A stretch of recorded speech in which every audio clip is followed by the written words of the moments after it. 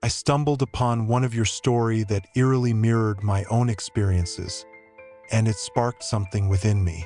Despite being at the darkest point in my life, I feel an overwhelming urge to share my truth. Growing up, I was surrounded by the harmonious sounds of our church's choir. My single mother, a devoted member of the worship team, had a powerful voice that echoed through our small community. I remember sitting in the pew, mesmerized by her singing. As a child, I'd often join my mother on stage, singing alongside her during Sunday services. She recognized my gift and nurtured it, teaching me how to harmonize and blend my voice with the choir. The church became our second home, and music, our shared passion. When I turned 16, my mother's health began to decline. She struggled to continue singing and eventually had to step down from the worship team. I sensed her sadness and decided to take her place.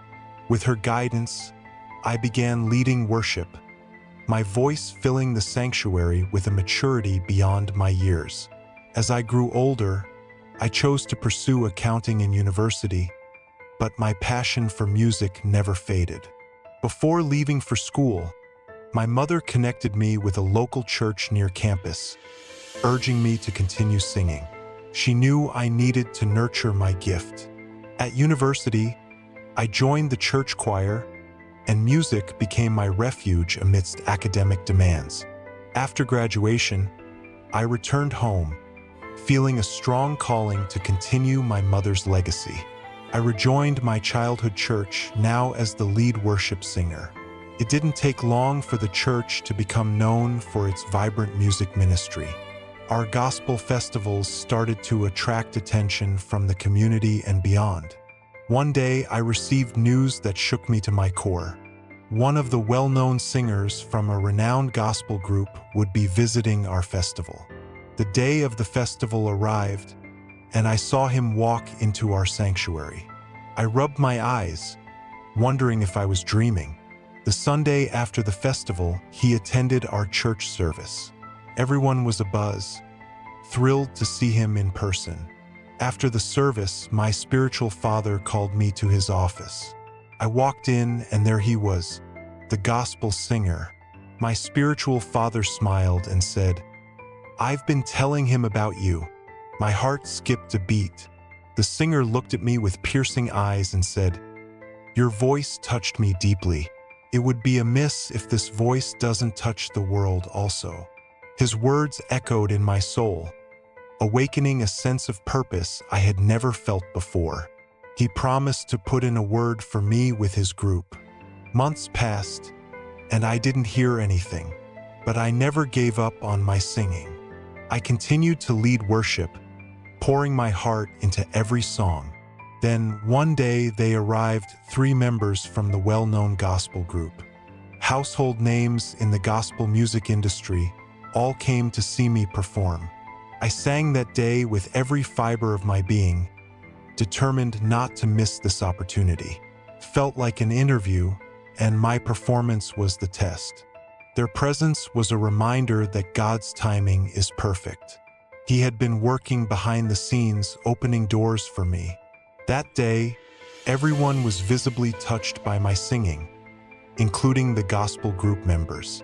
Their eyes shone with tears, and their faces radiated joy. After the service, they asked my pastor and mother to take me out for dinner, saying they wanted to bond and discuss my future.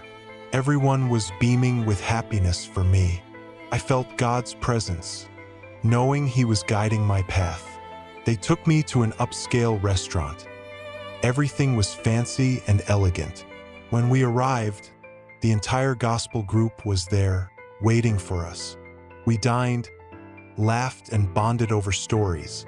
I felt dizzy, maybe from excitement. Amidst the celebration, I was told that I'm in and that the contract was prepared for me to sign. They assured me that they had my best interests at heart. While I was getting dizzy, I was given a contract with something that had red liquid on a small metal cup, and I was told that it had to be signed with a fingerprint. I dipped my finger into the red liquid, feeling a slight prick, like a small needle, but I brushed it off as a minor annoyance. After signing the contract, they took me home, and I collapsed into bed, exhausted.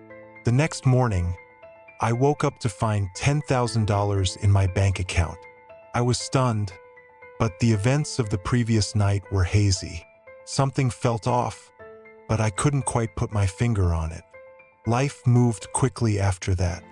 I started performing with the gospel group, traveling to sold-out events and singing to thousands. But a year later, my mother passed away, and I relocated, trying to escape the pain. That's when the nightmares started. My mother would appear, her voice urgent, saying I should run. But I couldn't run. I was trapped. My memories of performing began to fade. I'd see myself walking onto the stage, but everything after that was a blur. I felt like I was living in a fog. I tried to find solace in love, but 8 miscarriages later, I was left with only questions. The doctors said I was fine, but I knew something was wrong. Then the dreams changed. I was drinking something dark, viscous, like blood.